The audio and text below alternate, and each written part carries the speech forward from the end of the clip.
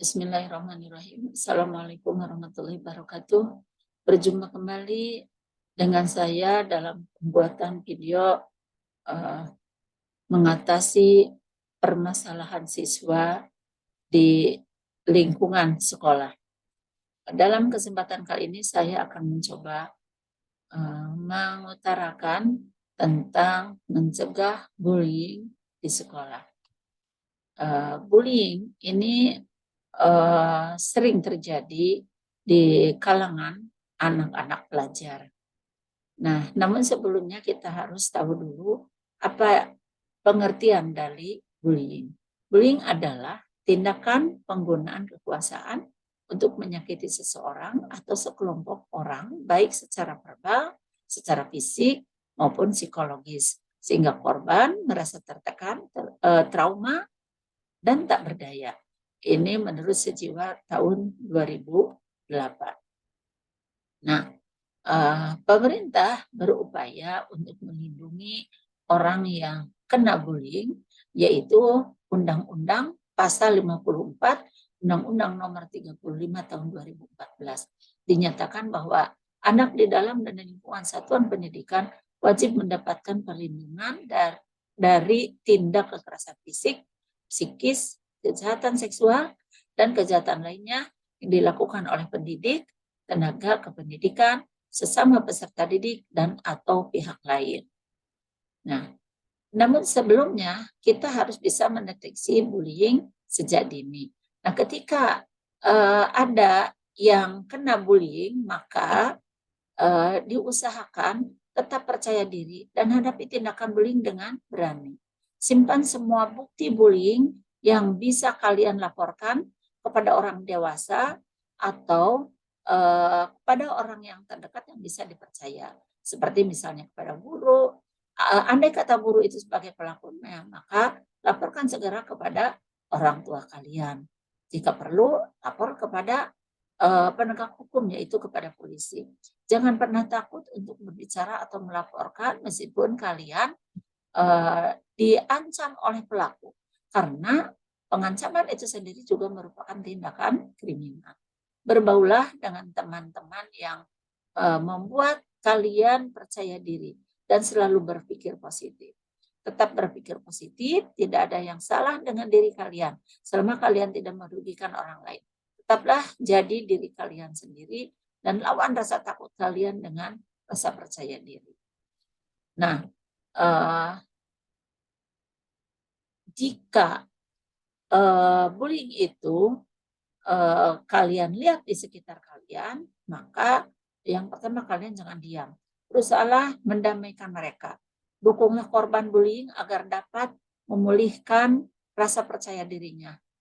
Dan kemudian mendampinginya agar tetap bertindak positif. Bicaralah dengan orang terdekat pelaku bullying agar dapat memberikan perhatian dan masukan kepada pelaku. Laporkan kepada pihak yang bisa menjadi penegak hukum di lingkungan terjadinya bullying seperti kepala sekolah dan guru. Jika guru atau kepala sekolah yang menjadi pelaku, maka kalian harus lapor kepada tokoh masyarakat atau aparat penegak hukum. Nah, kemudian kita harus pintar-pintar milih teman. Teman yang mana yang bisa kita pilih adalah tentunya teman yang baik. Yang seperti apa? Yang pertama adalah teman yang bisa saling memberi dan menerima masukan.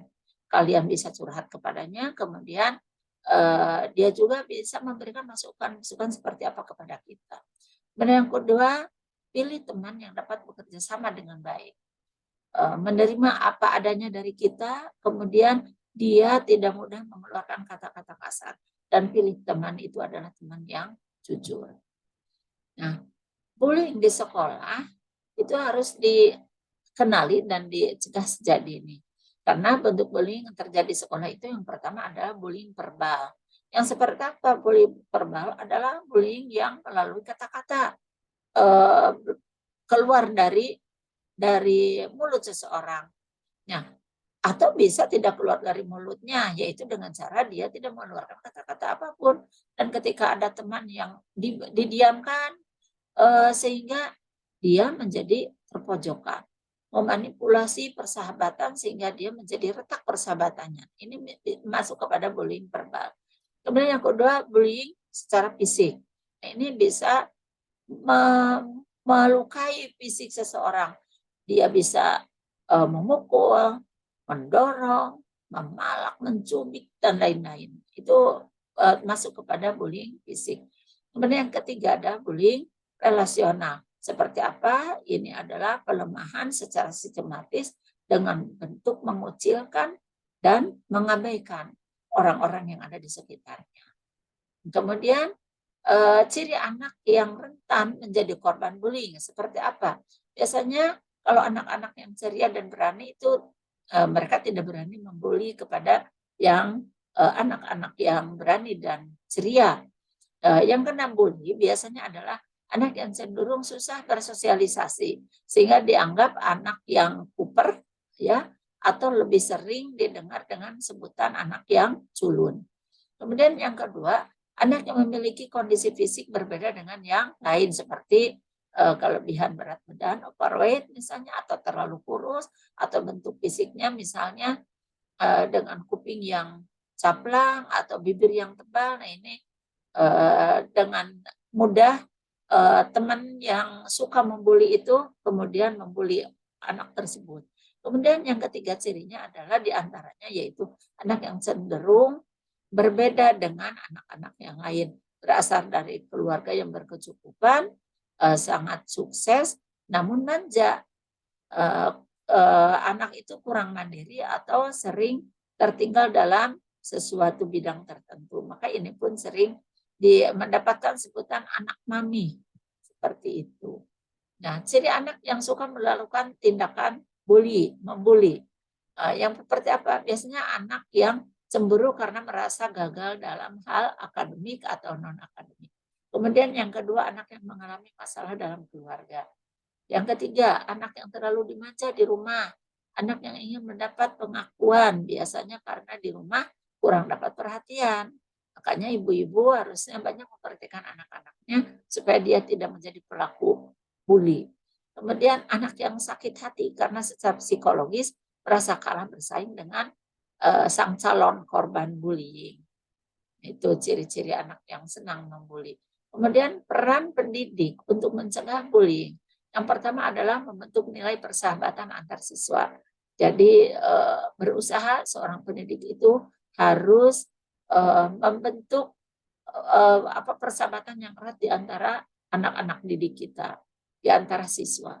Kemudian yang kedua, memberdayakan siswa untuk memiliki jiwa sosial, kemudian memberdayakan siswa untuk selalu aktif, dan kemudian berprestasi. Nah, orang seperti ini biasanya tidak suka membuli. Kemudian yang ketiga, membangun komunikasi yang efektif di antara siswa dengan siswa atau antara guru dengan siswa. Nah, tentang bully yang barusan saya sampaikan itu bersumber dari internet dan kemudian bersumber juga dari pengalaman sehari-hari.